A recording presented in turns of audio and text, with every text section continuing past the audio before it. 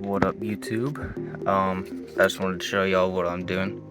I'm currently working on a radio mod that will use, well, I'll still have the radio, but this is just a tablet, 10-inch tablet, and it's gonna go down in front of the radio. And I'm currently working on how to move the radio, and I think I got it figured out. So if you want to follow along with me, if y'all wanted to do this, you'll just need to pop this out. It's plastic clips all around the side. Pop that out, and then you can take your radio out, which is 2 screws down there in the back, then 2 up here. Take those out, your radio will come out. You pull it out, and then I took my faceplate off because I need to push the radio back, and it can't do that with this on here. And I'm currently wondering right now how to take it off, because I don't really want to cut it off, but I think I'm gonna have to. And I originally just put the faceplate off, and I was just gonna keep the radio back there, but then I realized the aux port is on this board right here, so I kind of have to attach it. So I think what I'm gonna do is I'm gonna figure out how to take this off. I'll probably have to end up cutting it off, and then after that, the radio should slide all the way back and allow the tablet to sit in there. And I'll show you what I did to allow the tablet to sit in. So yeah, give me 1 second. I'm gonna figure out how to get this off. If I can't figure it out, I'm just gonna cut it off, and we'll go from there. Update, I cut it off, and we're about to see if it fits. So give me 1 second. All right, so that's what we were trying to do. It was very, yeah, I guess it was difficult. So I put the plate back on there, and there's a little white box on the bottom of the radio. I took that, and there's a hole in the back. I shoved that box down there. I'm assuming that's a security system, but it's not really gonna move back there because it's like a slot like that big, and the box is also like that big. I slid it down in there, that way my radio was a little bit skinnier.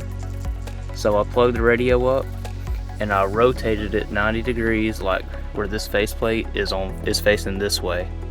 And I put this side in first and then rotated it back.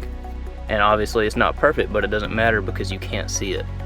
So now it's time to put this back on up top, and then we can slide my tablet. I'll go ahead and show you what I did. I'm sorry that the lighting is awful, but I mean, we're inside the car, so I can't really do anything about it. Okay, so what I did was I got my Dremel tool, and I dribbled out slits on either side of this. And obviously you want to do it how big your tablet is. And I went back as far as I could without coming out. I don't think it'll let you come out anyway because they're hard plastic right there. But I dremelled slits on either side. And then I'll show you how to get the tablet in there once I put this back in.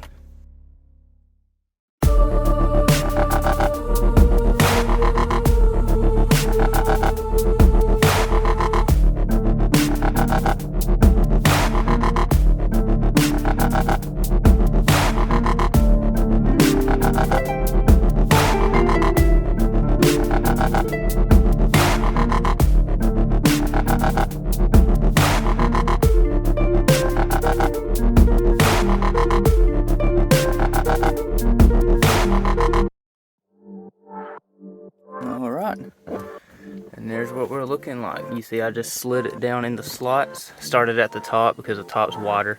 So you can start it at the top, and obviously you can go and clean this up after you get your test fitting and all done. I haven't done that yet. Yeah, that's basically what it's going to look like. And you have that little slit at the bottom, which is going to have to get covered up. But I'm going to keep it open for now because I'm going to run I had to turn this tablet upside down because the charging port and aux slot are on the bottom, so I'm going to run obviously a charger and an aux cord up into the bottom, and then I'm going to put it back around, and it'll probably come through here because this is where, I think right here is where the cigarette ladder is. So we're going to do that before we put the console and all together. But yeah, that's how you put a tablet in your Maxima if you wanted to do that. Okay. I was gonna film a little bit earlier when I started working, but I got mad at the brake booster because it is extremely difficult. I can't really see where I'm zoomed in at, so I'm gonna try to zoom in on it for y'all. There it is. That is the hardest part of doing the car.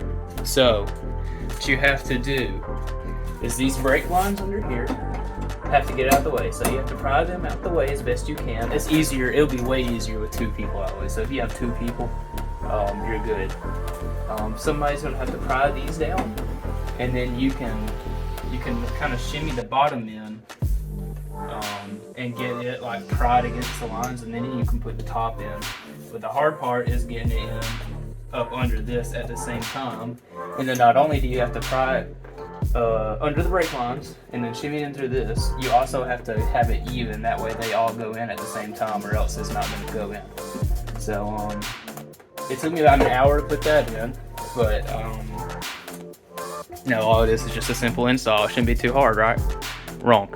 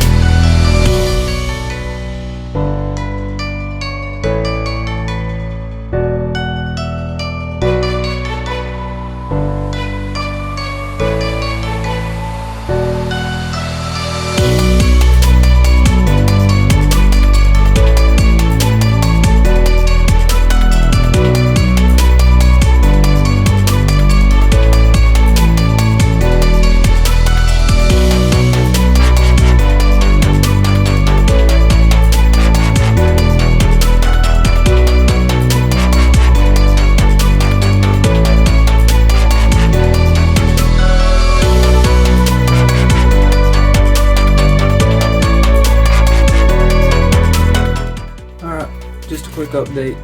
It's the next day from the last time I was filming. This video is going to be from like 4 different days, but I just want to show y'all what I did to the car. Alright, so the car is put back together, engine's back together, besides, I mean, we have to raise it up still, but we're doing that tomorrow, hopefully. If not, it'll be Sunday. Here's my clutch connection.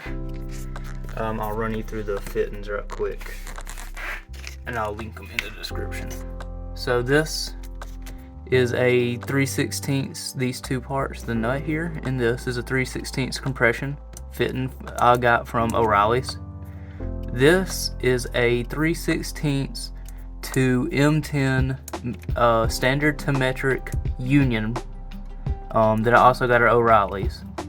And then this right here on the bottom is a 5/16 compression fitting, the nut, and then this nut on the bottom. And this part in the middle is a 5/16 to M10 metric adapter. So it's 3/16 compression, 3/16 to M10 metric, 5/16 to M10 metric, and then M10 metric, and then 5/16 compression. And this is going from a 3/16 brake line. You can see my master cylinder in the back. 3/16 brake line that I got from O'Reilly's 3/16 by M10 by 1 is the thread. It'll just say metric thread on it when you buy it, because that's the thread that fits in the master cylinder. And it goes down into the cable that then goes into my slave cylinder right there. So that's where I'm running. The Ultima has 2 of these kinds of hoses, and my other one's laying right there. I didn't use it. I just used the brake line and then this. And I'm hoping, I haven't put my intake on, but the intake's the only thing that goes here. So I'm hoping that this will just stay out the way, because it should, because my intake goes to about here. So yeah, there's my clutch set up, and we're thinking it's gonna be pretty good. And then I haven't mounted the master cylinder. This master cylinder, not master cylinder, Jesus. The reservoir is from like a 07 Maxima with a manual, and we're gonna end up putting it like right here, so.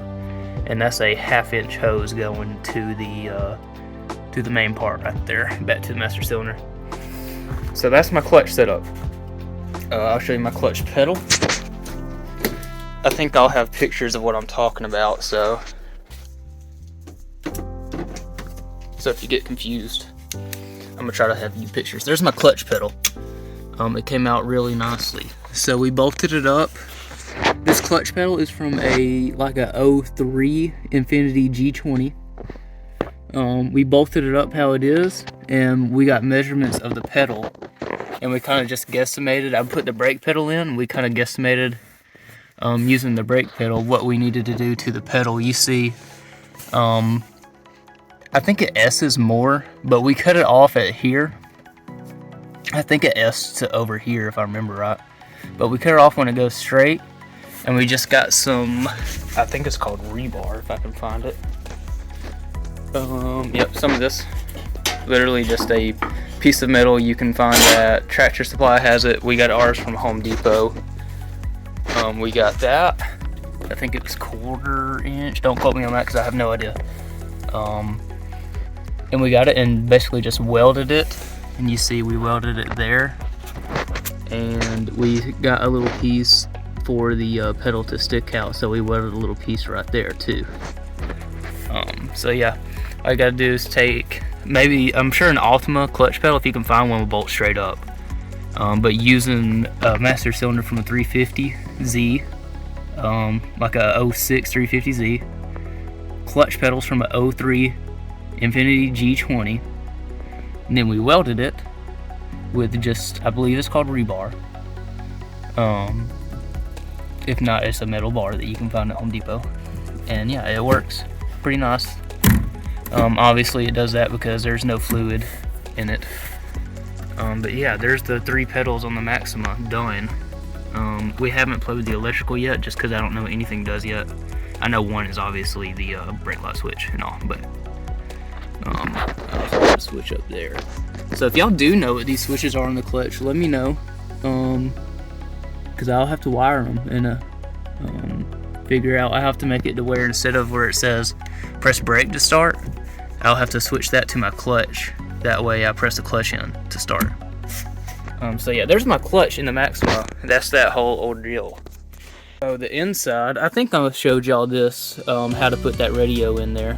But my inside is not going to be done whenever my car is driving. I'll fix the inside after I start driving. This will be done, but I'll have a hole here and I'll have that big hole there. And I'll figure out what to do with that as I drive it, because I got to get this car on the road. So yeah, there's the inside of my car. The chair's going to come back in here after we make sure that all the electrical and stuff is going to work under there, because I don't want to have to go back and forth. So I went ahead and put the battery tray and ECU back in. I'm waiting in the mail for a shift cable bracket. You see, I got one. I thought that this one would work, so I didn't order the other one. It does not work. You will have to get another one. And it bolts up right there where you see that sensor. That sensor, don't look at the light, look at where the point is, right there. It bolts up there. And then after that, all we have to do is put this side of the car together, and we're done. So yep, next episode, Maxima should be running. I'm gonna go ahead and post this one, because it's been 3 weeks. I don't know how, I swear time passes by so fast. Whenever I post these videos, I feel like I just posted it. But I'm gonna go ahead and get this video edited and posted.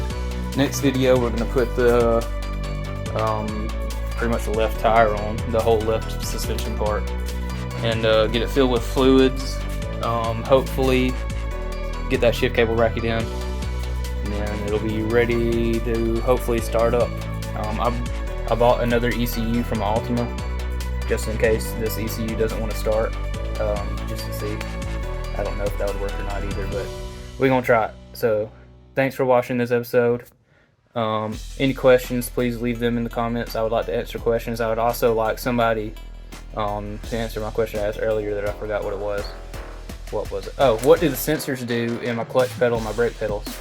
Because there's 2 in each. I need to know what each of them do. So if y'all want to let me know that, thank you very much. I'll catch y'all in the next and hopefully last video of this car. Bye.